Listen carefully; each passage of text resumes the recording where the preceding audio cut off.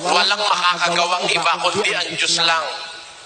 Ngayon, ba't niya ginagawa? Basahin po natin ang Job 9:5. Na siyang naglilipat ng mga bundok at hindi nila nalalaman pagka nililiglig niya sa kaniyang pagkagalit, na siyang umuuga ng lupa sa kaniyang kinaroroonan. Pagka nagagalit po ang Diyos, kaya lumilindol.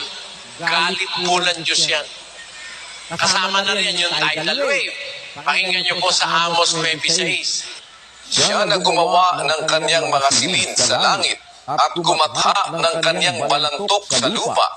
Siya na tumatawag ng tubig sa dagat at ibinubugso sa ibabaw ng lupa. Panginoon ang kaniyang pangalan. Tinatawag niya yung tubig sa dagat, ibinubugso niya sa lupa, Panginoon ang kanyang pangalan. Manifestasyon po yan ng galit ng Diyos kapatid. Bakit?